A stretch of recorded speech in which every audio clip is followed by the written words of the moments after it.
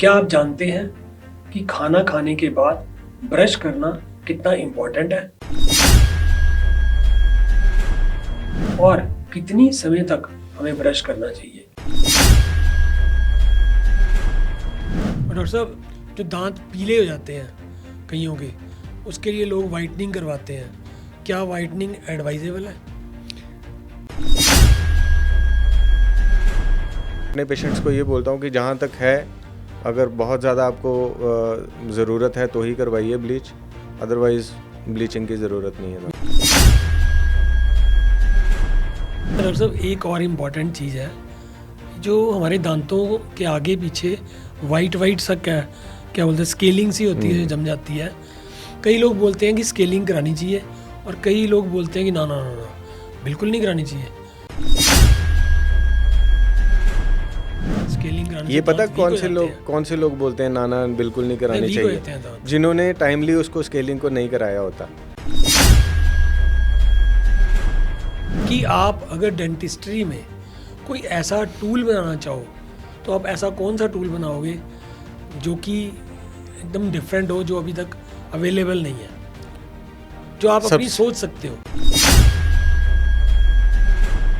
आप किससे डरते हैं अगर आप डेंटल क्लिनिक में आए? पेन और से। पेन मैं से क्या, सब पेन से ही डरते हैं। क्या आप जानते हैं कि खाना खाने के बाद ब्रश करना कितना इम्पोर्टेंट है और कितनी समय तक हमें ब्रश करना चाहिए? क्या आपको ये पता है कि इंसान की बुरी आदतों के कारण ही उसे ओरल कैंसर होता है, और अगर ओरल कैंसर का डिटेक्ट पहले हो जाए, समय रहते हो जाए, तो इसे पूरी तरह से क्योर किया जा सकता है। ओरल हेल्थ भी ओवरऑल हेल्थ की तरह ही इम्पॉर्टेंट है।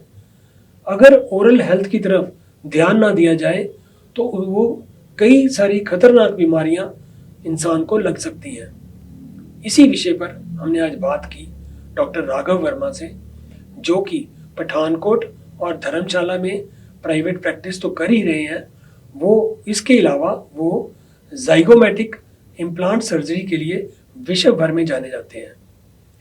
कई सारे डॉक्टर्स यूएसए और जापान से उनसे जाइगोमेटिक इम्प्लांट सर्जरी की ट्रेनिंग ले चुके हैं। आइए हम आज उनसे बात करते हैं, डॉक्टर राघव वर्मा से। डॉक्टर साहब, welcome to the show. Thank you sir, thanks for inviting me. Doctor साहब, एक बात बताइए, before going to the in detailed questions, मैं सिर्फ ये पूछना चाहूँगा कि पुरानी डेंटिस्ट्री में और आज की डेंटिस्ट्री में बेसिक डिफरेंस क्या है? पुरानी डेंटिस्ट्री सीमित थी जी, ड्रिलिंग, फिलिंग और एक्सट्रैक्शंस। दांत को ड्रिल किया और फिलिंग कर दी, दांत को निकाल दिया। आज की डेंटिस्ट्री बहुत चेंज हो चुकी है। आज हम दांत को निकालना एक लास्ट ऑप्शन रखते हैं। अगर हमें दांत फिल किया और उसके बाद किसी को दर्द है दांत में तो रूट कैनाल किया, उसको सेव किया स्ट्रक्चर को, और उसको बचाने में हम ज़्यादा रहते हैं। और पुरानी जो लापरवाही है पुराने लोगों की, उनकी वजह से जो दांत निकल चुके हैं उनको रिस्टोर करने के लिए आज की डेंटिस्ट्री में बड़ी सारी चीज़ें आ चुकी हैं, जिनमें इम्प्लांट सबसे ज़्यादा चलन में है आज, और long term stable predictable mode है ट्रीटमेंट का। डॉक्टर साहब, व्हाट इज़ पेनलेस डेंटिस्ट्री? पहले तो जब पुरानी डेंटिस्ट्री की बात करें तो अगर वो निकालते थे, दांत भी निकालते थे, तो लोग डरते थे दांत निकलवाने में क्योंकि बहुत पेन होती थी। अभी कहते हैं कि अब पेनलेस डेंटिस्ट्री आ गई है। What is painless dentistry? Painless dentistry है, नाम ही बता रही है कि दर्द रहित डेंटिस्ट्री, या फिर बड़ा कम दर्द होना। वो उसको हम इस तरह से करते हैं कि पेशेंट को एनेस्थीसिया दिया। एनेस्थीसिया देने के भी तरीके हैं, कॉन्शियस सेडेशन दे के एनेस्थीसिया दिया ताकि उसको पता भी ना चले कि दांत को इंजेक्शन लगा के हमें वो एरिया को बेहोश किया गया है। और लेज़र्स का इस्तेमाल ताकि मिनिमल इन्वेसिव ट्रीटमेंट पॉसिबल हो जाए। तो पेनलेस डेंटिस्ट्री हम उसको बोलते हैं जहाँ पे हमें मिनिमल इन्वेशन से दांतों को ट्रीट और कस्टमर करने और में मदद क्लाइंट मिले। को या आपके पेशेंट को पेन भी ना हो। हाँ, डॉक्टर साहब, एक बात बताइए, जब आपके पास पेशेंट आता है तो यूजली जितने भी पेशेंट आते हैं वो किस चीज़ के आते हैं? दर्द को लेकर के। सबसे जो कॉमन डेंटल पेशेंट है वो दांत की दर्द लेके हमारे पास आते हैं, और दांतों में खाना फंसना और इरिटेशन की वजह से भी पेशेंट आते हैं। दांतों में मसूड़ों में खून निकलना, जब उनके कंट्रोल में चीज़ें नहीं रहती वो हमारे पास तब आते हैं। और सबसे कॉमन जो है वो दांत की दर्द ही है, जिसका इलाज हम फिर रूट कैनाल या और तरीक़ों से करते हैं। रूट कैनाल बेसिकली क्या होता है? रूट कैनाल दांत की नस तक जब डैमेज पहुंच जाता है, पहले कैविटी बनी, कैविटी कैसे बनती है कि हम खाना खा रहे हैं, उसको साफ़ नहीं किया दांतों को रात को सोने से पहले भी, या कुछ इस तरह की चीज़ें हम खा रहे हैं जैसे अमरूद के बीज फंस जाते हैं, अनारदाने की चटनी फंसती है दांतों की ग्रूव्स में, तो वहाँ हमारे मुंह का जो पीएच है वो अगर एसिडिक रहता है तो बैक्टीरियल ग्रोथ ज़्यादा रहती है। बैक्टीरियल ग्रोथ अगर ज़्यादा होगी, डाइजेशन तो वहीं से स्टार्ट हो गई, मुंह में कोई चीज़ आई तो कुछ चीज़ जो फंसी है दांत में उसकी डाइजेशन दांतों से ही स्टार्ट हो जाती है। बैक्टीरिया एसिड रिलीज़ करता है, हाइड्रोलाइज करता है, इनेमल वीक होता है, कैविटी डेवलप हो जाती है। फिर वो साइकिल चलता रहता है, हर बार वो खाना खाएगा, हर बार वहाँ कैविटी डीप होती जाएगी। तो जब वो कैविटी नस तक पहुँच गई, इनेमल क्रॉस हुआ, डेंटिन क्रॉस हुआ, नस तक पहुँची, सेंसिटिविटी और पेन में वो बदलना शुरू हो जाती है। फिर पेशेंट हमारे पास पहुँचते हैं कि अब दांतों में पेन हो रही है, तो उसके ट्रीटमेंट ऑप्शंस हैं डिफरेंट कि हम पल्प को सेव करें, रूट कैनाल करें, इस तरह से। बेसिकली रूट कैनाल करने से क्या होता है? दांत की जो नस है हम उसको निकाल देते हैं। ओके। क्योंकि पेन, ताकि दर्द ही ना हो। क्योंकि सेंसिटिविटी तो दांत की नस आगे ट्रांसफ़र कर रही है ना, तो फिर नस को निकाल के वहाँ पे और जो इन्फेक्शन है, बैक्टीरियल इन्फेक्शन, वो भी उसी चैनल के थ्रू ट्रांसफ़र होगी जो बोन में भी जा सकती है। तो नस का निकालना इसलिए इम्पॉर्टेंट रहता है कि हम उसको निकाल के एक स्टेबल इनर्ट मटेरियल से फिल करें ताकि इन्फेक्शन आगे ना जाए, और फिर उसको कैविटी को बंद कर दिया जाता है। उसका नाम ही है रूट कैनाल ट्रीटमेंट, यानी कि रूट के अंदर जो नसें हैं, उसके अंदर जो कैनाल है, उसके अंदर जो नस है, उसका ट्रीटमेंट, तो रूट कैनाल ट्रीटमेंट। नहीं, जब आप रूट कैनाल करते हो तो जब आप कह रहे हो नस ही निकाल देते हैं जी, या उसको बंद कर देते हैं, तो क्या उससे दांत की जो पकड़ है वो ढीली नहीं पड़ती? दांत की पकड़ ढीली नहीं, उस कुछ हद तक आप कह सकते हैं कि 5 से 10% उसका पकड़ में फ़र्क आता है, क्योंकि उसकी जो दांत की स्ट्रेंथ है वो 5 से 10% आप कह सकते हैं ढीली पड़ती है। बट क्योंकि दांत स्ट्रॉन्ग हो चुका होता है, बन चुका होता है, और हमारा पेरोडोंटल लिगामेंट होता है, वहाँ से भी उसको सप्लाई जाती हैं दांत को, तो उसकी जो न्यूट्रिशनल सप्लाई है दांत की वो कम्प्लीटली ख़त्म नहीं होती, उसको स्ट्रक्चरल सपोर्ट बोन में मिली रहती है। तो इस कारण से हम ये नहीं कहेंगे। हाँ, लेकिन पहले वो दांत निकाल दिए जाते थे, उससे तो अच्छा है ना कि आपकी अगर 5 से 10% स्ट्रेंथ कम हो गई लेकिन दांत अभी भी आपके मुंह में है, तो root canal is a better option, 100% better option than extracting the tooth at the same time. Doctor साहब, ये रूट कैनाल कराने की ज़रूरत ही ना पड़े, हमारे दांतों में कैविटी लगे ही ना, इससे हम कैसे बच सकते हैं? हाँ, एक तो हमें जागरूकता होनी चाहिए कि हमने दांतों को किस तरह से संभालना है। उसके लिए इतनी सारी अवेयरनेस कैंपेन्स चलती हैं और एजुकेशनल प्रोग्राम्स होते हैं, हमें उनको देखना चाहिए, सुनना चाहिए। और उसमें हम क्या बताते हैं कि हमें 2 टाइम ब्रश करना चाहिए, सुबह ब्रश किया, रात को सोने से पहले ब्रश किया। एसिडिक फूड, हमारी डाइट कंजम्पशन किस तरह से रहे, हम एसिडिक फूड्स को कम करें ताकि हमारे मुंह में जो बैक्टीरिया पनप रहे हैं जो कि हमारे कैरीज़ का कारण बनेंगे आगे, तो वो कम हो जाएंगे। और कुछ भी हमने खाया पिया उसके बाद कुल्ला ज़रूर करें, क्योंकि हम उसको न्यूट्रलाइज़ कर देंगे एसिडिक एनवायरनमेंट को, तो जो बैक्टीरियल ग्रोथ है वो थोड़ी कम हो जाएगी। तो जब हमारा सलाइवा न्यूट्रल पीएच के आसपास रहेगा, हमारे मुंह में कैरीज़ एक्टिविटी कम हो जाएगी। तो एक तो ये है कि हम दांतों की सड़न को रोक रहे हैं।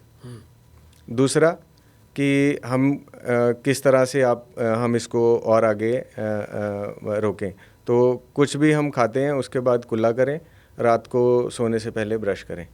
डॉक्टर साहब, जो ब्रश करना है, आप बोलते हो कि ब्रश करना चाहिए, तो आप ये भी बोलते हो कि 2 बार ब्रश करना चाहिए, कि हमें कितनी देर ब्रश करना चाहिए? Not more than 90 to 120 seconds, मतलब 1.5 से 2 मिनट से ज़्यादा ब्रश करेंगे तो हम दांतों को डैमेज करना शुरू कर देंगे। दांतों की घिसाई ज़्यादा होनी शुरू हो जाएगी और वो उल्टा हम डैमेज की तरफ चल पड़ेंगे कि हमने इनेमल को घिसाना शुरू कर दिया। अब वहाँ पे सेंसिटिविटी क्रिएट होनी शुरू हो जाएगी। तो it is not advisable to brush more than 90 to 120 seconds. Sir is this flossing is truly important? Flossing भी करनी चाहिए जी क्या? जी जी, डेफिनेटली फ्लॉसिंग एक बड़ा इंटीग्रल पार्ट है। इनफैक्ट ये ब्रशिंग के साथ जोड़ देना चाहिए इसको कि ब्रश किया फ्लॉस किया। कारण ये कि हम ब्रश तो कर रहे हैं, ऊपर अंदर का सरफेस, बाहर का सरफेस, ऊपर अक्लूजल सरफेस उसको बोलते हैं, अंदर का सरफेस और बाहर का सरफेस, और ये सब पैटर्न हमने 90 to 120 सेकेंड्स के अंदर कंप्लीट करना है। फ्लॉसिंग आ गया, दो दांत आपस में जुड़े हैं और उनके बीच का जो स्पेस है वो तो ब्रश जा ही नहीं रहा वहाँ पे, तो जो फ्लॉस है वो उसको क्लीन करता है उस सरफेस को। जहाँ फ्लॉस जा सकता है वहाँ ज़रूर करें, जहाँ टाइट कांटेक्ट है नहीं जा रहा वहाँ पे ज़रूरत नहीं होती करने की। ओके डॉक्टर, जो टूथपेस्ट है, टूथपेस्ट कौन सी करनी चाहिए, ये भी एक बहुत बड़ा इशू है। जैसे कुछ ऐसे ब्रांड्स हैं जो कि दावा करते हैं कि जब आपको सेंसिटिविटी होती है तो आप हमारी टूथपेस्ट करें तो उससे आपकी सेंसिटिविटी दूर हो जाएगी। क्या ये सही बात है? क्या ऐसी टूथपेस्ट हैं जिससे सेंसिटिविटी को कंट्रोल किया जा सकता है? मैं आपको इसका पहले एक उदाहरण देता हूँ कि सेंसिटिविटी कैसे होती है। एक रेत का छोटा सा ढेर लगा हुआ है, उस पे आप पानी का ग्लास फेंकिए तो वो पानी कहाँ जाएगा? अब्जॉर्ब कर जाएगा। वो दिखेगा ही नहीं आपको कहाँ गया। हमारे दांतों में जब हम उनको बार बार ब्रश करके इनेमल ऊपर की जो प्रोटेक्टिव लेयर है उसको घिसा देते हैं या एसिडिक फूड्स खा रहे हैं, उनकी वजह से वो हाइड्रोलाइज हो रही है, तो उसके जो ट्यूब्यूल्स हैं, डेंटिनल ट्यूब्यूल्स, वो खुल जाते हैं। उसमें जो भी चीज़ हम खाते हैं वो ट्यूब्यूल्स में पेनिट्रेट होके आगे नर्व एंडिंग्स तक ट्रांसफ़र होती है और जो हमें ठंडा गर्म मीठा लगने की वो टेंडेंसी हमारी आ जाती है। तो अगर हम उसी रेत के ढेर के ऊपर एक लेमिनेशन बिछा दें तो फिर पानी फेंके वो अंदर नहीं एब्जॉर्ब होगा, वो साइड पे चला जाएगा, अंदर नहीं गया रेत के।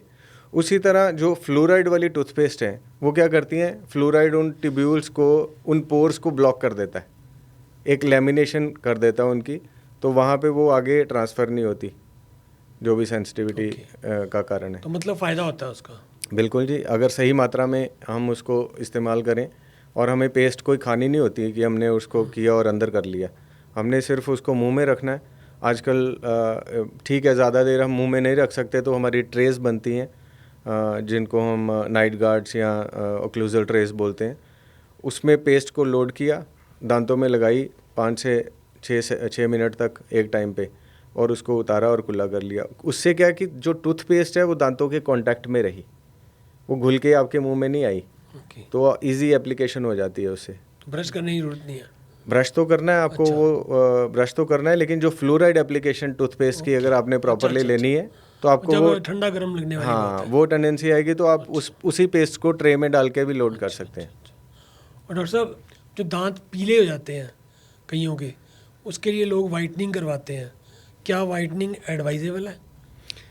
ये उसी तरह है जैसे हम अपने कपड़ों को धोने के लिए ब्लीच का इस्तेमाल करते हैं, तो हमारे कपड़े बिल्कुल सफ़ेद होते हैं, लेकिन कपड़े तो हो जाते हैं सफ़ेद, पर कपड़ों को नुकसान तो नहीं होता? कपड़ों को नुकसान होता है, उनका जो फैब्रिक है वो वीक होता है। अगर आप उसी ब्लीच्ड कपड़े को आप फाड़ने की टेंडेंसी करेंगे, टेयर करेंगे, तो वो जल्दी फटेगा। और अगर आप अनब्लीच्ड कपड़ा उसी टेक्सचर का आप फाड़ने की कोशिश करेंगे, उसमें स्ट्रेंथ ज़्यादा होगी।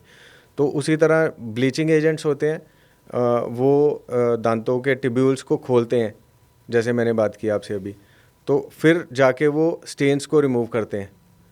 तो दांतों में सेंसिटिविटी एक कारण है उसका, ब्लीच का, जो शॉर्ट टर्म सेंसिटिविटी डेवलप होती है। और आजकल कुछ एडवांस तरीके भी हैं ब्लीच करने के, जिसमें कि वो सेंसिटिविटी को कंट्रोल करते हैं।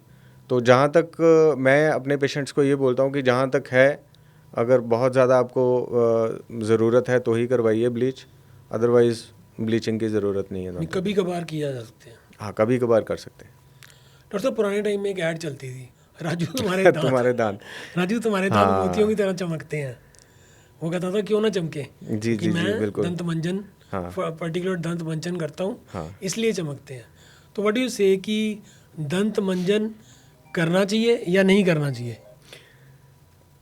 अगर वो राजू इस वक्त मेरे ख्याल से 40-45 साल की आयु में पहुंच चुके होंगे वो राजू भी, और अगर उन्होंने वो फॉलो किया कि वही दंत मंजन वही करते दंत होंगे। मंजन उन्होंने फॉलो किया होगा, तो उनके दांत डेफिनेटली उन्होंने वो एक बड़े अच्छे डेंटल पेशेंट भी होंगे आज के टाइम पे, क्योंकि दंत मंजन उस टाइम पे तो और भी ज़्यादा अब्रेसिव कंटेंट में आता था।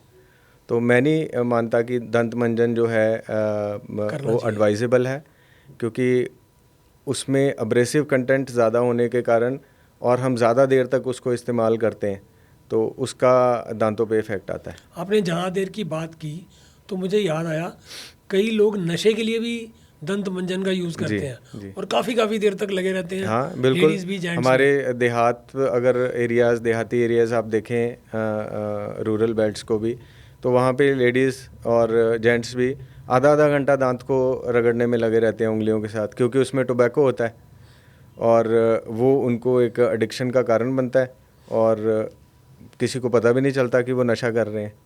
तो इसलिए दांतों को नुकसान भी हो रहा है, उनको नशा भी मिल रहा होता है। तो ये एक चलन काफ़ी कम हुआ है पहले से, क्योंकि जागरूकता बढ़ रही है। हम आपके पॉडकास्ट के थ्रू भी उनको बताना चाहेंगे कि ये एक बहुत ही हानिकारक हैबिट है। डॉक्टर साहब, पुराने टाइम में लोग नीम का दातुन करते थे और चारकोल से अपने दांत साफ करते थे, तो आप क्या एडवाइस करते हैं? क्या आज की डेट में हमें वो दातुन और वो दंत मंजन तो नहीं, वो चारकोल से दांत साफ करने चाहिए? नीम, अगर आपके पास और अच्छी चीज़ें अवेलेबल हैं तो आप क्यों नीम और चारकोल का इस्तेमाल, अब क्योंकि नीम और चारकोल ढूंढना और अवेलेबिलिटी उनकी भी इतनी इजी नहीं है, प्लस वो भी एक ज़्यादा घिसाव करते हैं। हम एडवाइस करते हैं सॉफ्ट टूथ ब्रशिंग पे। ओके। तो नीम और जो हाँ, दातुन कई है, लोग हाँ पुराने टाइम में हार्ड ब्रश ढूंढते थे। हाँ, और दातुन जो है वो हार्ड होती है दांतों को। ये नहीं हम कहेंगे कि वो उसमें कुछ ऐसे तत्व हैं जो दांतों को नुकसान पहुंचा रहे हैं, लेकिन उसका जो मैकेनिकल एक्शन है दांत के ऊपर, वो दांतों को घिसाने की ओर ले जा सकता है। नीम तो अच्छी है, पर हाँ, पर उसकी करने का जो टेक्निक स्टाइल करने है। का जो तरीका है वो हानिकारक हो सकता है। बट अवेलेबिलिटी उसका एक बड़ा फैक्टर है कि नीम और चारकोल आज की डेट में इतने इजीली अवेलेबल नहीं हो पाते, और टूथपेस्ट और toothbrushes, variety of toothpaste toothbrushes available हैं, तो हम उनको करते हैं। आप किसी पर्टिकुलर ब्रांड की बात तो नहीं करेंगे ना कि वो टूथपेस्ट करना चाहिए अच्छा होगा या ये टूथपेस्ट अच्छा है?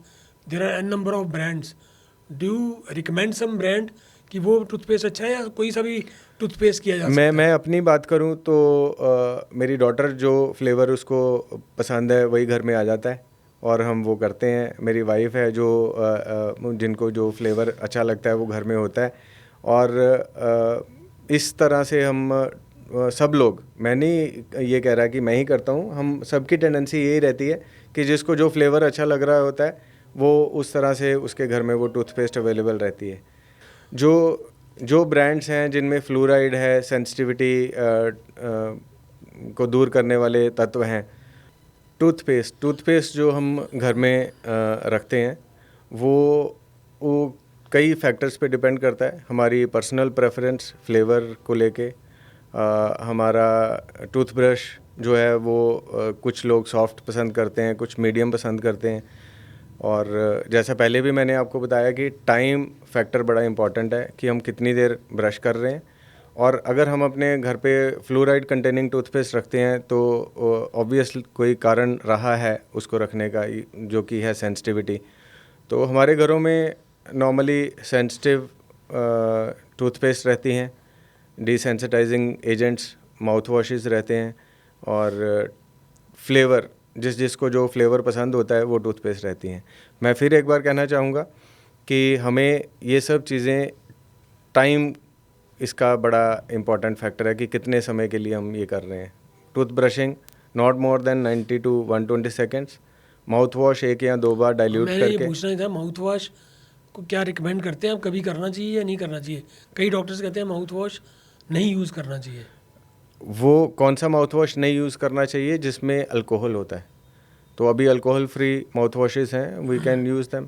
नॉट ऐसा नहीं है कि हम हर 10 मिनट में माउथ वॉश यूज़ कर रहे हैं, ज़्यादा से ज़्यादा दिन में 2 या 3 बार यूज़ करेंगे तो it's good, feel good factor आता है। डॉक्टर साहब एक बात बताइए, एक बात मैं पूछना भूल गया, बैड ब्रेथ की प्रॉब्लम आती है, जी, क्या टंग क्लीनिंग जो है is it important in this whole oral health? हाँ जी, टंग क्लीनिंग, दांतों के साथ टंग क्लीनिंग उतनी ही इम्पॉर्टेंट है, क्योंकि हमारे जो टेस्ट बड्स हैं उन पे जब हम हमारी टंग अलग अलग तरह की होती है और उनके ऊपर खाना भी जमता है, अगर हम उनको नहीं क्लीन करेंगे तो हमें वो ओरल हाइजीन हमारा पूरा नहीं होता टंग को बिना क्लीन किए हुए। माउथ वॉशेस एक बड़ा रोल प्ले करते हैं, उसको जहाँ हमारा ब्रश नहीं पहुँच सकता, हमारा एंटीबैक्टीरियल एजेंट का काम करता है माउथ वॉश वहाँ पहुँच के, और माउथ वॉश का ये रोल है। Alcohol free mouth washes available हैं मार्केट में, तो हमें वही यूज़ करने चाहिए डाइल्यूटेड क्वांटिटीज़ में। और डॉक्टर साहब जो मैंने बात की आपसे बैड ब्रेथ, हाँ, उसका रीज़न Bad- क्या हाँ यही जी। है या और भी रीजंस होते हैं? बैड ब्रेथ जो है, फाउल स्मेल जिसको हम बोलते हैं, वो अकेले मुंह के कारणों से नहीं फाउल स्मेल बन रही। एक बड़ा सा कॉमन एग्जांपल आपको GERD का दूंगा, जिसको बोलते हैं गैस्ट्रो ईसोफेजियल रिफ्लक्स डिजीज़। जब हमें 4 चपाती की भूख है और हम 4 चपाती खा रहे हैं, 5 भी खा रहे हैं, तो हमारे शरीर में उतना ही एसिड बनना शुरू हो जाता है उसको पचाने के लिए। और जैसे जैसे हमारी आयु बढ़ती है, 40, 45, 50 में हम पहुंचते हैं, तो हमारी बॉडी का डाइजेस्टिव सिस्टम थोड़ा सा वीक होना शुरू हो जाता है। फिर क्या होता है, वही एसिड हमारा मुंह को पीछे आता है, हमारा ईसोफेगस से रिफ्लक्स करता है, गले तक आता है, और थोड़ा सा क्वांटिटी उसका मुंह में भी आता है। तो वो फाउल स्मेल का कारण बना, आपका गला ख़राब होने का कारण बना, और आपके दांतों का पीएच, मुंह का पीएच उसने एसिडिक कर दिया, तो आपके दांतों में सड़न का कारण भी बनना शुरू हो गया। तो हमारा जो मुंह है वो हमारे डाइजेस्टिव ट्रैक से बहुत लिंक्ड है, और फाउल स्मेल का कारण हमारे पेट से स्टार्ट हुआ। तो हमें वो जो 4 चपाती की भूख है, हमें 5वीं खा के नहीं ख़त्म करनी। हमें 4 चपाती की भूख है तो हम 3 खाएं, 2 खाएं, जैसे जैसे एज हमारी बढ़ती है। तो GERD आ गया। दूसरा कारण आ गया हमारा जो लोकल कारण है हमारे मुंह के, कि कोई खाना फंसा कहीं पे, हमारे पीछे अक्ल दाढ़ें हैं, विजडम टीथ हैं, उनमें कहीं खाना रह गया, सफाई नहीं हो पाई प्रॉपर, तो वो खाना फाउल स्मेल का कारण बनते हैं। पेरियोडोंटल गम डिजीज़ हैं, मुंह में हमारे मसूड़ों में सूजन है, वो हमारे मुंह में फाउल स्मेल का कारण बनते हैं। जहाँ भी बैक्टीरियल एक्टिविटी स्टार्ट हो गई, वो फाउल स्मेल का, इन्फ्लामेशन आ गया, फाउल स्मेल का कारण बनना शुरू हो गया। आपने अक्ल दाढ़ की बात की, तो ये अक्ल दाढ़ आती कब है? अक्ल आने के बाद? अक्ल दाढ़, इसका नाम अक्ल दाढ़ यानी विजडम टूथ क्यों रखा गया? क्योंकि इसका जो एरप्टिंग एज है वो करीब करीब 16, 15, 17, 18, ये पैटर्न है डिफरेंट। जब बच्चे को हम कहते हैं कि 18 साल का हो गया जी, इसको अक्ल आ गई, और वो दाढ़ भी उसी टाइम पे निकल रही होती है।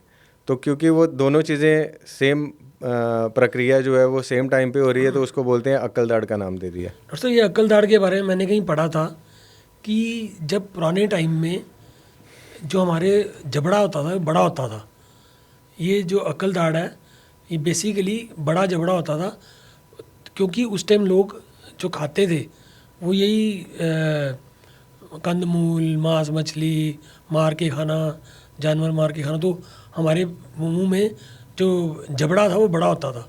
अब क्या हो गया कि अब पिज़्ज़ा बर्गर की बात आ गई, तो अब आहिस्ता आहिस्ता हमारे जबड़े भी छोटे हो गए। वो कहते हैं ना, necessity is the mother of invention. तो जब हमारी डिमांड है उसको केटर करने के लिए चीज़ें बनती जाती हैं।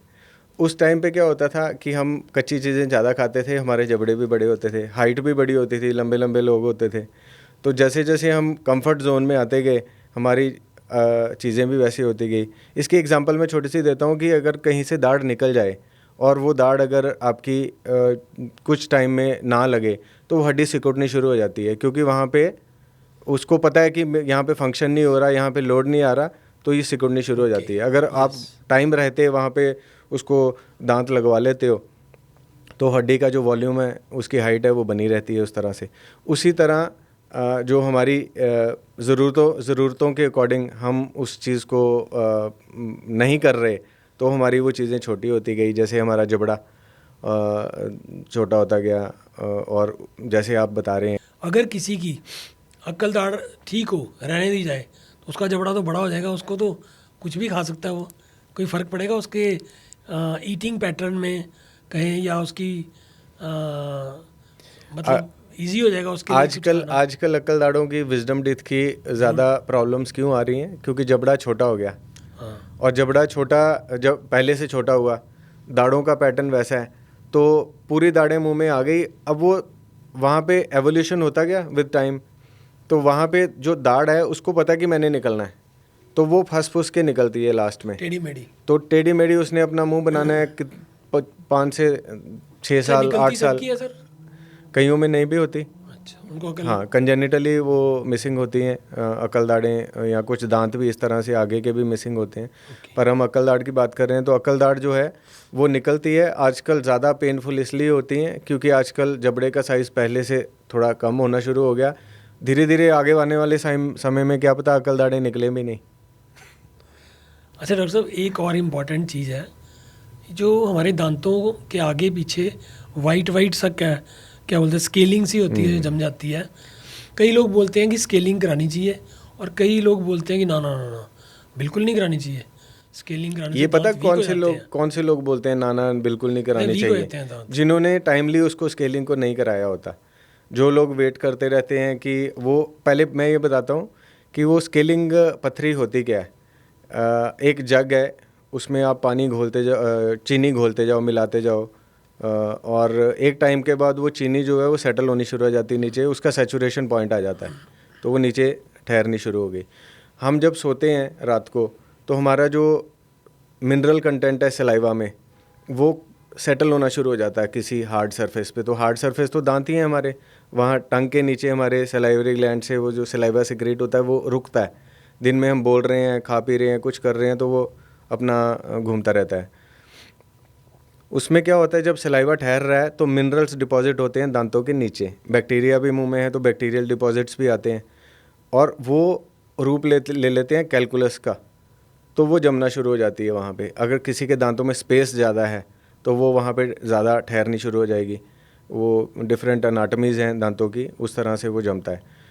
और अगर हम टाइम रहते उनको क्लीन करवाते हैं, तो फिर लोग नहीं कहेंगे कि ये गलत है। अगर हम सपोज़ किसी के 15-16 साल में या 18 साल में वो हुआ और उसने क्लीन करा लिया, थोड़ा थोड़ा बिल्कुल ज़रूरत पड़ती है अल्ट्रासोनिक क्लीनिंग की, उसमें फ़ील भी नहीं होता। लेकिन वही बंदा जो 20 साल में, अब 50 साल तक उसने कुछ भी नहीं किया दांतों को, और 50 साल में उसके ढेर सारा कैलकुलस जमा हुआ है, दांत भी थोड़े से लूज़ हो गए, और फिर वो स्केलिंग कराने आता है, तो स्केलिंग फिर वो कराएगा तो वो स्केलिंग क्लीन हो जाएगी, लेकिन जो खाली स्पेस में वो जमी है, वो एकदम से उसको फील होगा कि यहाँ तो दांत ही टूट गए मेरे दांत ही निकल गया है, वो खाली होना शुरू हो गया है दांत, तो ये स्केलिंग अच्छी नहीं है, तो वो बोलेगा। तो ज़्यादा लेट कराएंगे तो आपको फील होगा स्केलिंग। दो बातें हैं डॉक्टर साहब, फील होना और फ़ायदा है नुकसान। नुकसान है बहुत लेट कराने में, तो बहुत लेट हो चुके हो आप और आपके दांत हिलना शुरू हो गए हैं, स्केलिंग है, फिर ना कराएं। लेकिन अगर आप समय रहते हो स्केलिंग को और ओरल हाइजीन को मेंटेन करा लेते हो डेंटल विजिट्स देके, तो आपको वहाँ तक जाने की ज़रूरत ही नहीं पड़ेगी। अगर एक बंदा रेगुलर बेसिस पे जब भी टाइम, जो भी उसका शेड्यूल है, वो स्केलिंग कराता रहता है, और एक बंदा नहीं कराता, तो what is the difference between the two? उनकी ओरल हाइजीन में क्या फ़र्क पड़ेगा? Not oral hygiene, oral health में। एक तो कैलकुलस ज़्यादा मुंह में जमा होगा तो फाउल स्मेल भी आएगी, बैक्टीरिया हमेशा मुंह में वो रहेंगे वहाँ पे, तो जब वो स्केलिंग घुलेगी तो वो हमारे पेट में ही जा रही है ना, हमारे सलाइवा के थ्रू, तो हमारे आंतड़ियों को, पेट को भी ख़राब करेगी, बैक्टीरिया पेट के अंदर जाएगा, डाइजेस्टिव प्रॉब्लम्स भी स्टार्ट होंगी। तो रहने ना करवाने का तो मतलब ही नहीं बनता, करवाना ज़रूरी है। नहीं करवा वो बंदा रहा है जो डर रहा है कि मैंने ये नहीं करवानी, वो फिर अपने दांतों का डैमेज प्लस करता जाता है, माइनस में नहीं हो रहा, वो प्लस होता जाएगा। वो जब भी करवाएगा उसको फ़ायदा ही होगा, लेकिन उस टाइम पे उसको फील भी होगा कि अब मेरे दांतों की पथरी एकदम से निकल गई है, मेरे दांत दांत खराब खाली खराब खाली हो हो गए, खाली हो गए स्केलिंग कराने से, तो पहले ही करवाना रिकमेंडेड है। डॉक्टर साहब it is a timely। Myth, you know, it is a myth है कि ये करवाने से, स्केलिंग कराने से दांत वीक हो जाते हैं। तो मतलब आपका ये कहना है कि स्केलिंग कराने से नहीं दांत नहीं, वीक दांत नहीं वीक होते। नहीं होते। मैं तो अब पेशेंट को नाखून पे अल्ट्रासोनिक क्लीनर चला के दिखाता हूँ कि अगर आपके नाखून पे उसका स्क्रैच नहीं आ रहा तो आपके दांत तो बहुत हार्ड है, वहाँ पे कैसे स्क्रैच आ जाएगा। तो अभी मशीन्स बहुत एडवांस हो चुकी हैं, टाइम पे स्केलिंग कराना इज़ इम्पॉर्टेंट। ओके डॉक्टर साहब, ओरल कैंसर के बारे में कुछ विस्तार से बताइए, क्योंकि it's a very important this thing topic on the oral hygiene और ओरल हेल्थ।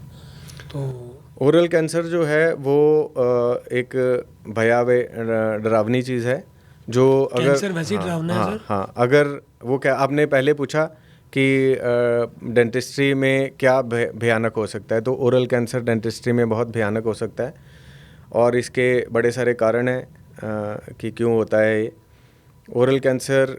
कैंसर क्या होता है? कैंसर होता है अनकंट्रोल्ड ग्रोथ ऑफ सेल्स। ये हमारे शरीर में, आपके शरीर में, हम सबके शरीर में कैंसर सेल्स एवरी डे बनते हैं। उनको हमारा शरीर खुद खाता है और उनको बैलेंस रखता है हमारी बॉडी में।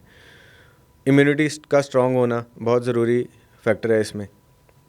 तो ओरल कैंसर मीन्स कि हमारे मुंह में, लिप्स में, टंग में यहाँ पे सेल्स की अनकंट्रोल्ड ग्रोथ होनी, और फिर वो हमारे विभिन्न शरीर के अंगों में ट्रांसफ़र होना, जिनको हम सेकेंडरीज बोलते हैं। वहाँ से oral cancer can lead to other cancers also. तो ओरल कैंसर एक वो चीज़ है जो हमारे मुंह की शेप बिगाड़ सकता है, क्योंकि जब उसका ट्रीटमेंट करना है हमने, तो उस जगह को हमने काट देना है, और वहाँ से अलग अलग ट्रीटमेंट मोडालिटीज़ हैं, हम स्पेशलिटीज़ हैं, जिसमें कि मांस को अलग जगह से वहाँ पे ट्रांसफ़र करना, जितना हिस्सा कटा तो मुंह की शेप जो है वो ऑल्टर हो जाएगी। आप अपने आप को शीशे में देखना नहीं चाहोगे उसके बाद। तो हम क्यों उस फेज़ में जाएं? हालांकि अब एडवांस स्टेजेस में कॉस्मेटिक सर्जरीज़ आ चुकी हैं, जो कि हमें उतना गंदा नहीं लगने देती ट्रीटमेंट के बाद, बट हम उस स्टेज में क्यों जाएं? तो मैं ये चाहूँगा कि oral cancer prevention is always better. तो प्रिवेंशन की तरफ हम जाएं, प्रिवेंटिव सेंटर्स, अवेयरनेस सेंटर्स होने चाहिए, हम उनको जाके कंसल्ट करें, और ओरल कैंसर से दूर रहें तो अच्छा। जब हो गया तो फिर उसको कीमोथेरेपी, रेडियोथेरेपी, सर्जिकल एक्सीजन्स, वो सब दांतों में भयावह अगर कुछ हो सकता है तो ओरल कैंसर। तो इसको रोकने का क्या तरीका है? मतलब इसको, इससे बचा जा सकता है या एक नेचुरल वो है? इसको रोकने का तरीका ये है कि कारण क्या हैं इसके। टोबैको कंजम्पशन, अल्कोहल कंजम्पशन सबसे प्रमुख कारण। Cigarette. Cigarette tobacco consumption in different forms, cigarette एक उसका रूप आ गया।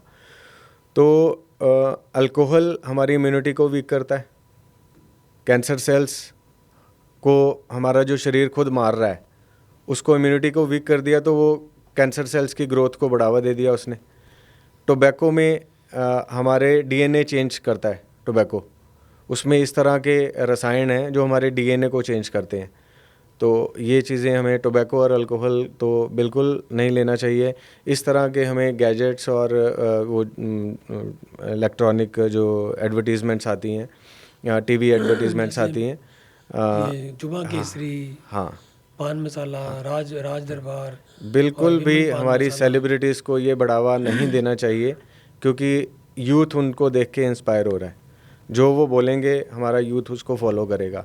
मैं डेंटिस्ट हूँ, आप सब्जेक्ट को समझते हैं तो हम समझ रहे हैं, लेकिन बहुत जनरल पब्लिक में जैसा हमारा सेलिब्रिटी कर रहा है हम उसको फॉलो करते हैं। तो बिल्कुल भी उनको ये बढ़ावा नहीं देना चाहिए, क्योंकि इसके हानिकारक जो रिज़ल्ट्स हैं वो बहुत ज़्यादा हैं, भयानक। ओके क्योंकि यूथ उनको बल्क में फॉलो कर रहा है। डॉक्टर साहब, पहले हम बच्चों को देखते थे जिनके दांत टेढ़े मेढ़े होते थे, उन्होंने ब्रेसेस लगाए होते थे, और 2-2, 3-3, 4-4 साल वो ब्रेसेस लगाते थे। क्या इसमें भी कोई एडवांसमेंट आई है? क्या वैसे ही ब्रेसेस आज भी लगाने पड़ते हैं? नहीं, अभी तो बड़ी सारी एडवांसमेंट्स आ गई। ब्रेसेस तो बेस आ गया, वो तो चलेगा ही, ओके। लेकिन साथ में एडवांसमेंट्स आ गई कि जो लोग नहीं विज़िट कर सकते रेगुलरली या ट्रीटमेंट टाइम को कट शॉर्ट कर दिया गया, डिजिटल डेंटिस्ट्री का उसमें योगदान है बहुत ज़्यादा। तो अलाइनर्स जिसको हम बोलते हैं, तो अलाइनर्स जो हैं वो ट्रीटमेंट का टाइम उन्होंने शॉर्ट कर दिया। अब 14 से 16 हफ्तों 18 हफ्तों में ट्रीटमेंट कंप्लीट हो जाती है। पहले वो 2 से ढाई साल हुआ करती थी। तो बहुत सारी एडवांसमेंट्स हैं जिसमें ब्रेसिस के साथ साथ अलाइनर्स का बहुत बड़ा योगदान है आज की डेट में। हाँ, पुराने ज़माने में डॉक्टर साहब जब बुजुर्ग हो जाते थे ना, तो उनके दांत टूट जाते थे, तो बेचारे खाना भी नहीं खा पाते थे। उसके बाद थोड़ी एडवांसमेंट हुई तो लोगों को नकली दांत लगाने शुरू कर दिए। फिर वो दांत रात को उतार के गिलास में, पानी के गिलास में रख के सोते थे और सुबह फिर लगा लेते थे, या जब खाना होता था तब लगा लेते थे, अदरवाइज़ उतार देते थे। अब तो सुनने में आ रहा है कि इम्प्लांट्स आ गए हैं बहुत अच्छे अच्छे, उसके बारे में क्या कहेंगे आप? डेंटल इम्प्लांट्स पिछले 60 साल से इस दुनिया को देन है हमारे डॉक्टर्स की, और जिसको हम बोलते हैं कृत्रिम दांत। डेंटल इम्प्लांट वो चीज़ है जो जैसे हमारे दांत की जड़ होती है, तो नहीं, तो इनमें और पहले वाले जो हम दांत निकाल लेते थे और इम्प्लांट जो अब करते हो आप, इसमें बेसिक डिफरेंस क्या है? इसमें उनको निकालने की ज़रूरत नहीं है ना। ओके। और पहले जो डेंचर लगते थे, पहले उसमें टेस्ट ऑल्टर आता था क्योंकि प्लेट लग जाती थी मुंह में, प्लास्टिक एक्रेलिक प्लेट, और स्पीच ऑल्टर होती थी। इसमें प्लेट तो लगनी ही नहीं है, सिर्फ दांत लगने हैं। नेचुरल इम्प्लांट प्लेट इसलिए लगती थी कि उसके ऊपर दांत कसे आते थे? प्लेट लगती थी सक्शन के लिए, कि हमारे जो डेंचर है वो टिक जाए मुंह में। अच्छा।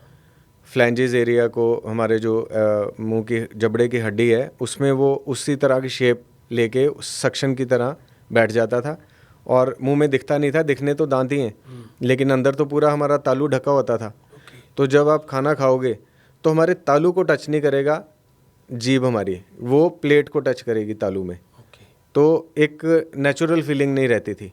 अब जिसको पता ही नहीं है, जिसको पता है कि यही है सिर्फ हमारे पास ऑप्शन, तो वो उसी में एडजस्ट करता था और धीरे धीरे एडजस्टमेंट हो जाती थी। अब जब एडवांसमेंट्स क्यों आई कि हमारा ये इफ़ेक्ट अच्छा नहीं है उस डेंचर में, इसको चेंज किया जाए, और इम्प्लांट्स की इन्वेंशन हुई। इम्प्लांट्स क्या हैं? इम्प्लांट्स हैं दांतों की जड़। जैसे हमारे मुंह में दांत हैं, ऊपर वाला हिस्सा उनको क्राउन बोलते हैं, दांत के जो जबड़े की हड्डी में हिस्सा होता है उसको हम जड़ बोलते हैं, रूट।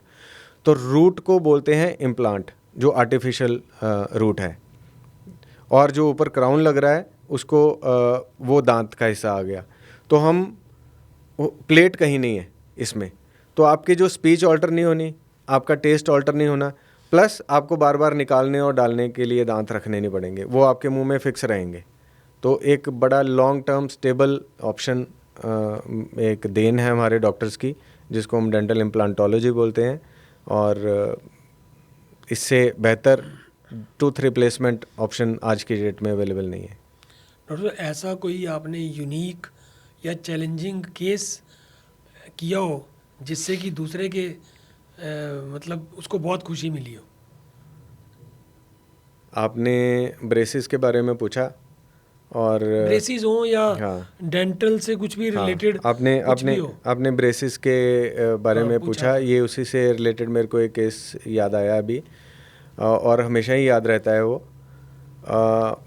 एक पेशेंट लड़की करीब 22 साल की एज में हमारे पास आई, और उसके दांत बाहर थे। उसको ऑप्शन दिया गया था कि आपका ट्रीटमेंट होगा सर्जरी से जबड़ा काट के 2-2 दांत निकाल के उस जबड़े को पीछे किया जाएगा, क्योंकि शादी की एज थी और लंबा भी नहीं चलना था उसने ट्रीटमेंट ने। तो पीछे किया जाएगा और आपकी स्माइल को ठीक किया जाएगा। और फिर हमने टीम बनाई, और टीम में डिस्कशन करने के बाद उस केस को ट्रीट किया बिना सर्जरी के, और उसके रिज़ल्ट्स इतने अच्छे आए कि जब वो ट्रीटमेंट उसका कंप्लीट हो गया, उसके पेरेंट्स आए साथ में, तो दे वर ऑल इन टेयर्स। उनकी सबकी आंखों में आंसू थे और उससे बड़ा रिवॉर्ड डॉक्टर को, डेंटिस्ट को नहीं मिलता जब वो अपने पेशेंट की स्माइल को ट्रांसफॉर्म करता है। और आंसू थे, वो रो रहे थे। रोएंगे वो तब जब उनका कुछ डैमेज हुआ हो। वो खुशी के आंसू थे और they were like in fact that situation was unexplainable. वो पिक्स दीजिए, हम इसमें डालेंगे। हाँ जी, वो आपको उसका पहले का क्या था और बाद में क्या था, जिसकी शादी होनी है उसकी स्माइल ट्रांसफॉर्मेशन इमीडिएटली उसको मिल जाए और बिना सर्जरी के, सिर्फ ब्रेसेस के द्वारा। तो आई एम थैंकफुल कि हम डेंटिस्ट्री में हमारे जो कलीग्स हैं ना, हम आपस में यूनाइटेड रहते हैं, एक दूसरे से सलाह पूछते हैं कि ये इस तरह के ऑप्शन को है तो कैसे करना चाहिए, अपना जो योगदान है वो देते हैं। तो एक टीम वर्क में काम जब होता है तो उसके रिजल्ट्स सामने होते हैं। डॉक्टर साहब, अभी आपने बात की स्माइल की, तो स्माइल, कई ऐसे क्लिनिक्स हैं जिनका नाम ही स्माइल क्लिनिक है, और बॉम्बे जैसे शहर में या बड़ी मेट्रोज़ में स्माइल क्लिनिक्स खुले हुए हैं जो कि लोगों की स्माइल डिज़ाइन करते हैं, सेलिब्रिटीज़, स्पेशली सेलिब्रिटीज़ की। अगर हम देखें तो कई ऐसे एक्टर्स हैं, why should I name the this thing, सबको पता है, वो सबको पता है। हाँ। उन्होंने अपनी स्माइल डिज़ाइन कराई है। कई ऐसे स्पेशलिस्ट डॉक्टर्स हैं, डेंटिस्ट हैं, जो कि स्माइल डिज़ाइन करते हैं। चाहे मैं कल सुन रहा था, किसी ने शाहरुख खान की स्माइल डिज़ाइन की है, प्रियंका चोपड़ा की डिज़ाइन की है, ऐसे कई सारे वो लोग हैं। तो क्या ये पॉसिबल है, क्या सचमुच में स्माइल डिज़ाइन की जाती है? बिल्कुल जी। देखिए, डेंटिस्ट्री में स्माइल का बहुत बड़ा योगदान है। और स्माइल किससे आती है? आपके मुंह, लिप्स, मसल्स और दांत, बहुत सारा योगदान है इनका। और ये डेंटिस्ट्री में इसलिए इसको हम तवज्जो देते हैं कि हम तवज्जो नहीं दे रहे, ये लोग हमारे पास आ रहे हैं कि करेक्शन करवानी है, क्या ये की जा सकती है। तो हमारे डिपार्टमेंट्स हैं डिफरेंट स्माइल को करेक्ट करने में। ऑर्थोडोंटिक ट्रीटमेंट से स्माइल करेक्ट होता है, ब्रेसेस जैसे आपने बोला। पेरियोडोंटल डिपार्टमेंट है हमारी डेंटिस्ट्री में, उससे स्माइल करेक्शन होती है। एस्थेटिक डेंटिस्ट्री, जिसमें कि दांतों को सफ़ेद करना या उस पर क्राउन विनियर्स करना या उसकी फिलिंग्स के द्वारा उसको सुंदर दिखाना, उससे स्माइल करेक्ट होती है। और इस तरह से स्माइल करेक्शंस के और भी तरीके हैं। जब आप फ़ोटोग्राफ क्लिक कराते हो कैमरा, शादी में या कहीं भी जा रहे हैं, तो उस फोटोग्राफर क्या बोलता है? स्माइल प्लीज, स्माइल प्लीज़, क्योंकि उसको पता है कि स्माइल ने ही वो योगदान देना है। तो हर कोई सुंदर दिखना चाहता है, और अगर उसकी स्माइल अच्छी है, उसमें वो कॉन्फिडेंस से भरा दिखता है। तो स्माइल सेंटर्स जो हैं अट्रैक्ट करता है वो नेम, कि हम लोगों को पता भी तो होना चाहिए कि स्माइल करेक्ट कहाँ होगी। तो इसलिए स्माइल सेंटर्स उनका नाम है। अलग अलग क्लिनिक्स में स्माइल। बट मैं सोचता था कि शायद ये डेंटिस्ट का काम नहीं है, ये प्लास्टिक सर्जन्स का काम है। ऐसा नहीं है? प्लास्टिक सर्जन्स तब स्माइल में इंटरवेंशन देते हैं जब कोई एक्सीडेंटल ट्रॉमा हुआ है, किसी का होंठ फट गया है वहाँ से। वो हमारा ही एक डिपार्टमेंट है, मैक्सिलोफेशियल सर्जरी, जिसमें कि प्लास्टिक सर्जरी भी आती है। पेरियोडोंटल डिपार्टमेंट है, उसमें प्लास्टिक सर्जरी आती है। तो ये डेंटल के ही सुपर स्पेशलाइज्ड जोन्स हैं, जो कि आपकी ओरल कैविटी और उसको ट्रीट कर रहे हैं। प्लास्टिक सर्जरी, डेंटल भी उसी में, जो डेंटिस्ट्री है ये उसी का आगे सुपर स्पेशलाइज्ड डिपार्टमेंट है। अच्छा डॉक्टर साहब, एक बार बताइए, what are the common myths about the dentistry, और you should like to debunk those myths. अक्ल दाढ़ निकाली तो अक्ल का चले जाना नहीं जाती। तो अक्ल कैसे जाएगी? वो अक्ल, वो तो नाम दिया ना उसको कि वो आ रही है उस टाइम पे। और दांत के कारण दांत उखाड़ा और किसी की नज़र चली गई, ये नहीं जाती। क्यों जाएगी? दांत, अगर हमने एनेस्थीसिया प्रॉपर नहीं दिया और दांत किसी कारण से वो नम नहीं हुआ पूरा, और दांत निकालने में दर्द हो रही है, तो उसका स्ट्रेन, प्रेशर आता है दिमाग पे, आँख पे, तो लोग उसको रिलेट कर लेते हैं। लेकिन नज़र कमज़ोर नहीं होती दांत निकालने से, और दांतों से अकल भी नहीं जाती, अकल दाढ़ निकलने से, और दांत निकालने से कैंसर भी नहीं होता। कैंसर पहले ही वहाँ पे मौजूद होता है, हम उसके बारे में जानकार नहीं होते। अगर दांत वहाँ से निकल जाता है तो दांत निकालने के कारण कैंसर नहीं बन रहा, प्री एग्जिस्टिंग वहाँ पे कोई ना कोई कारण रहा है। तो ये मिथ्स जो हैं वो डिबंक होनी चाहिए डेंटिस्ट्री में। क्या डाइट जो है वो हमारी ओरल हेल्थ पे कोई असर डालती है? डाइट का बहुत बड़ा योगदान है। एसिडिक, मैंने आपसे बात की कि हमारा मुंह का जो सलाइवा है वो अभी आपने पानी का सिप लिया, मैं भी ले लेता हूँ। ये पानी हमें रेगुलर लेना चाहिए एट रेगुलर इंटरवल्स।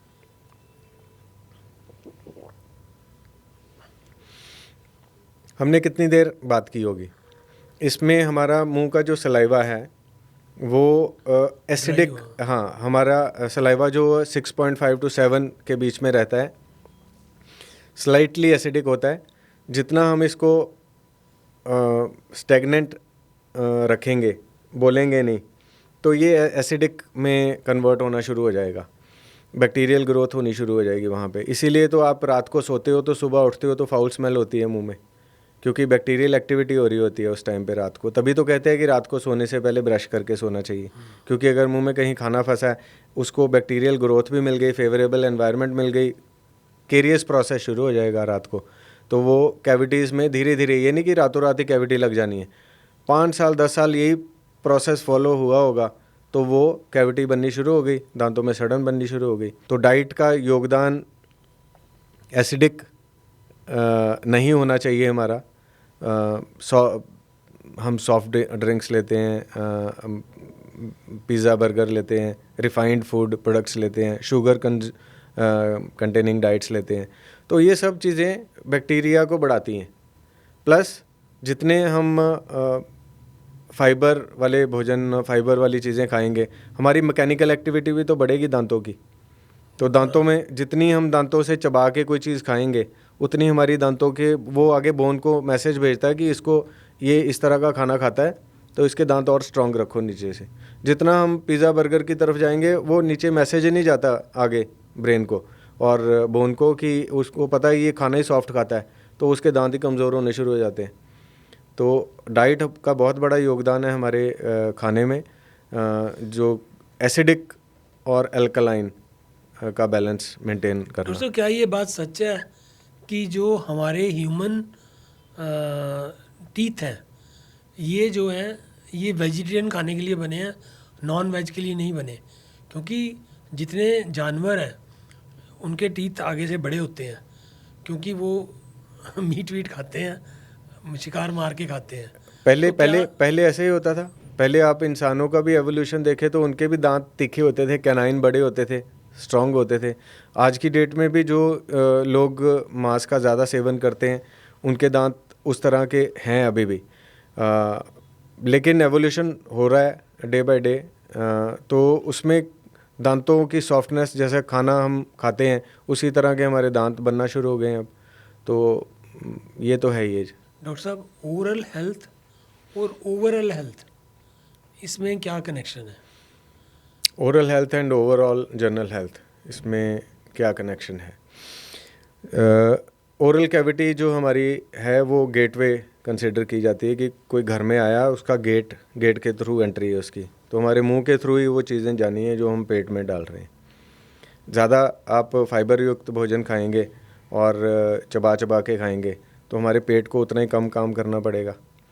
और जितना हम रिफाइंड भोजन खाएंगे और प्रोसेस्ड फूड खाएंगे, जो कि ऑलरेडी कई चीज़ों से, इंग्रेडिएंट्स और प्रिजर्वेटिव से भरा पड़ा है, हमारे पेट को उसी तरह से काम करना पड़ेगा। तो जब हमें मसूड़ों में दिक्कत आई, पेरियोडोंटल हमारी हेल्थ वीक हुई, और उसमें जो बैक्टीरिया हैं वो अगर हमारे ब्लड स्ट्रीम में चले जाते हैं तो हमारे हार्ट डिजीज़ या और ऑर्गन की डिजीज़, क्योंकि हमारी जो आंतड़ियाँ हैं उनमें प्लाक डिपॉजिट होना शुरू हो जाता है, और जो बैक्टीरिया है वो स्टे करता है, क्योंकि वो ब्लड स्ट्रीम में चला गया, वो प्लाक में डिपॉजिट होगा। तो हमने कारण बना दिया मसूड़ों के इन्फ्लामेशन से उस बैक्टीरिया को हमारे ब्लड सर्कुलेशन में जाके हमारी आंतड़ियों में जाने के लिए। तो हमारा अगर ओरल हेल्थ अच्छी रहेगी तो हमारी जनरल हेल्थ भी अच्छी रहेगी। डायबिटीज़ का ओरल हेल्थ पे कोई असर पड़ता है? जी बिल्कुल, डायबिटीज़ का ओरल हेल्थ में बहुत बड़ा असर क्या पड़ता है। ओरल हेल्थ के कारण भी डायबिटीज़ होती है? जी, बाई डायरेक्शनल है ये। एक तो डायबिटीज़ के कारण हमारी जो माइक्रोवैस्कुलेचर होता है वो वीक हो जाता है। हमारा ब्लड सर्कुलेशन पूरी एंडिंग तक पहुंचते नहीं है। उससे क्या होता है कि हमारा जो मसूड़े हैं वो कमज़ोर होना शुरू होते हैं, दांतों की पकड़ कम होना शुरू होती है और धीरे धीरे हमारे दांत वीक होना शुरू हो जाते हैं। हमारा इम्यूनिटी कम होता है। हमारा ओरल कैविटी से डायबिटीज़ की तरफ बाई डायरेक्शनल जैसे हमने बात की कि क्यों होता है वो क्योंकि जब हमारा डायबिटीज़ जो हुआ उससे क्यों हुआ, इंसुलिन की मात्रा हमारे शरीर में बननी शुरू हुई। इन्फ्लामेटरी सेल्स हमारी जो मैंने आपसे अभी बात की पेरियोडोंटल डिजीज़ हुई, पेरियोडोंटल डिजीज़ में इन्फ्लामेशन हुई मसूड़ों की। अब इन्फ्लामेशन से क्या हुआ कि जो इन्फ्लामेटरी मार्कर्स हैं वो हमारी बॉडी में हैं, बढ़ गए, जिसको हम बोलते हैं साइटोकाइन्स, एक उसका एग्जांपल है। वो हमारे जनरल बॉडी में बढ़े तो हमारे जो इंसुलिन लेवल है उसकी सिक्रीशन प्रोसेस है उसमें ऑल्टर करते हैं वो, तो वो डायबिटीज़ को एक डायरेक्शन दे देते हैं डेवलप होने के लिए। इन्फ्लामेशन एक बहुत बड़ा योगदान है जो अगर मुंह से स्टार्ट हुई और वो हमारे जनरल सिस्टम में आई और जनरल सिस्टम में उसने हमारे लिवर को इफ़ेक्ट किया, इंसुलिन की मात्रा को चेंजेस उसमें लाए और डायबिटीज़ का कारण बनी। तो ओरल कैविटी के साथ साथ और भी योगदान होता है उसका, हेरिडिटरी फैक्टर्स होते हैं, कई सारे होते हैं, लेकिन एक ओरल कैविटी भी उसका हाँ इसको एक सपोर्टिव साथ में 4 लोग आए और 5वां ओरल कैविटी का कारण बना और उन्होंने सबने मिलके डायबिटीज़ को बढ़ा दिया। तो ये बाई डायरेक्शनल कहा जा सकता है। ओरल सेक्स क्या हमारे ओरल हेल्थ पे कोई असर डालता है? डेफिनेटली। हमें पता नहीं है कि जो इस एक्टिविटी में इन्वॉल्व हैं वो उनको पीनियल कैंसर है, उनको ह्यूमन पैपिलोमा वायरस एक उसके कुछ स्ट्रेन्स हैं जो कैंसर को बढ़ावा देते हैं। तो जो इस तरह की प्रतिक्रियाएं हैं उसमें आप कांटेक्ट में आते हो स्किन टू स्किन, तो जो आप पीनियल कैंसर है उसमें जो सेल्स हैं या उसमें आपको पता ही नहीं है कि जो रिसिपिएंट जो रिसिपिएंट एंड है उसमें उसके गले में तालू में क्या बैक्टीरिया है और जो पीनियल एंड है उसमें उसके जो स्किन पे है वो कौन सी डिजीज़ हैं वो फिज़िकल कांटेक्ट में आ रही हैं और जो वेजाइनल एनवायरनमेंट है उसमें बैक्टीरिया हैं, उसमें फंगस हैं, उसमें कई तरह की जो वायरसेस हैं वो आप काफ़ी देर के लिए उसी कांटेक्ट में रह रहे हो। आप वेजाइना से फिर ओरल कैविटी में जाते हो, आप ट्रांसफ़र कर रहे हो उसको एनवायरनमेंट को ओरल कैविटी में, तो आप एक ट्रांसफ़र मोड बन जाते हो और उसके कारण अलग अलग तरह की बीमारियों को आप बढ़ावा देते हैं।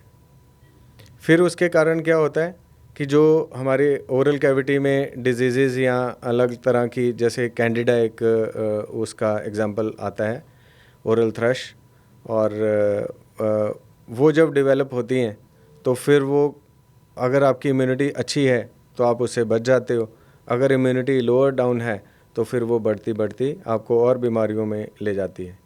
It means to have an oral sex, you should take precautions. Precautions तो हम स्टार्ट ही प्रिकॉशन से हुए हैं इस पॉडकास्ट में, क्योंकि प्रिकॉशन एक पहला स्टेप है। आप चाहे ओरल कैंसर की बात करें, चाहे आप डेंटल केरीज की बात करें, तो हम प्रिवेंशन एंड प्रिकॉशंस से ही स्टार्ट हुए हैं। तो यहाँ पे भी अगर प्रिकॉशंस ली जाती हैं तो बैरियर क्रिएट होता है, तो ट्रांसफ़र मोड नहीं है आगे। अच्छा डॉक्टर साहब, एक बात बताइए कि आप अगर डेंटिस्ट्री में कोई ऐसा टूल बनाना चाहो तो आप ऐसा कौन सा टूल बनाओगे जो कि एकदम डिफरेंट हो, जो अभी तक अवेलेबल नहीं है? जो आप अपनी सोच सकते हो? सबसे ज़्यादा लोग आप किससे डरते हैं अगर आप डेंटल क्लिनिक में आए? पेन से। पेन मैं से? क्या, सब पेन से ही डरते हैं। पेन, हाँ, मतलब आप ये कहना चाह रहे हैं कि आप इंजेक्शन से डरते हैं? हाँ, ये भी। तो मैं वही टूल को बनाना चाहूँगा कि जिसमें हमें बिना इंजेक्शन के कोई जो जिस जोन में हम काम कर रहे हैं वो लगाया उतना एरिया में और वो स्क्रीन पे आ गया कि इतना जोन हमारा नंब हो गया, नो नीड ऑफ इंजेक्शन। ये बनाना चाहूँगा मैं। थैंक यू डॉक्टर साहब, थैंक्स अ लॉट। आप हमारे स्टूडियो में आए और लोगों को इतनी अच्छी अच्छी जानकारियाँ दी आपने ओरल हेल्थ के बारे में। Thanks a lot. Thank you so much sir, and I hope कि लोग इसको सुने, सब्सक्राइब करें और जानें, क्योंकि हम डेंटिस्ट्री को बहुत बहुत चेंज कर चुके हैं। आने वाले टाइम में और ज़्यादा चेंजेस आएंगी और आप इसी तरह से सुनते रहिए और जुड़े रहें। और हाँ, डेंटल विजिट्स 6 महीने में नहीं तो एटलीस्ट 1 साल में एक बार ज़रूर करवाएं। Thank you. जैसा कि डॉक्टर साहब ने बताया कि आपकी डेंटल विजिट्स साल में कम से कम 6 महीने या 1 साल में अवश्य होनी चाहिए। मैं आपको एक और बात बताऊंगा, यूजली जो लोग डॉक्टर के पास, डेंटिस्ट के पास जाते हैं पेन लेकर, अगर डॉक्टर उनका कहीं छोटी सी फिलिंग करनी है, उन्होंने अगर रुई लगा दी और उन्होंने बोला कि कल आ जाना या परसों आ जाना, तो दर्द ठीक हो गई, तो नॉर्मली वो पेशेंट जाता ही नहीं है। वो कहता है जब मेरी दर्द ठीक होगी अब देखेंगे बाद में जब दर्द होगी। तो आप ऐसा कुछ मत करना, क्योंकि वो जो रुई लगाई थी वो इन्फेक्शन भी क्रिएट कर सकती है। तो ये थे डॉक्टर राघव, जिनकी बातें आपने सुनी और हमारा ये पॉडकास्ट देखा। इसी तरह नए गेस्ट हमारे बहुत जल्दी आएंगे और हम नए नए विषयों पर ऐसे ही पॉडकास्ट करते रहेंगे। तब तक आप हमारा चैनल देखिए, सब्सक्राइब कीजिए, लाइक कीजिए और फॉलो कीजिए। Thanks a lot. क्या आप भी बढ़ते हुए बिजली के बिलों से परेशान हैं? बिजली की महंगी दरों ने क्या आपकी जिंदगी को मुश्किल बना दिया है? इसका समाधान है नॉर्दर्न सोलर, एक भरोसेमंद सोलर कंपनी जो आपको देती है बिजली के बिलों से मुक्ति। अब न कोई बिजली की चिंता, न महंगे बिल, सिर्फ साफ और सस्ती सोलर ऊर्जा। नॉर्दर्न सोलर सरकार से मान्यता प्राप्त कंपनी है, जिन्होंने अब तक 2000 से ज्यादा घरों और व्यवसायों को बिजली के बिलों की समस्या से राहत दिलाई है। तो आइए जुड़िए नॉर्दर्न सोलर के साथ और लाभ उठाइए नॉर्दर्न सोलर की हाई क्लास सर्विसेज का। दिए गए नंबर पर संपर्क करें नॉर्दर्न सोलर से और अभी बुक करें अपनी free solar consultation. Northern Solar, your best solar partner. क्या आप भी माँ बाप बनने का सपना देख रहे हैं, लेकिन इस रास्ते में चुनौतियाँ आ रही हैं? हम समझते हैं आपकी परेशानियाँ और आपकी चाहत एक खुशहाल परिवार की। डॉक्टर प्रगति IVF सेंटर, यहाँ हम आपको भरोसा देते हैं एक खुशहाल परिवार का। हमारे IVF एक्सपर्ट डॉक्टर प्रगति शर्मा, जिन्होंने अपने 15 वर्ष के बेहतरीन तजुर्बे से कई दंपतियों को संतान का सुख देने में सहायता की है। हम अपने IVF सेंटर में मरीजों का इलाज उच्च तकनीकों के साथ करते हैं। तो अगर आप भी परिवार बढ़ाने की सोच रहे हैं, तो डॉक्टर प्रगति IVF सेंटर में आज ही आएं और अपने सपनों को नई उड़ान दें। आज ही कॉल करें और अपनी अपॉइंटमेंट बुक करें। डॉक्टर प्रगति IVF सेंटर, सियाली रोड, पठानकोट।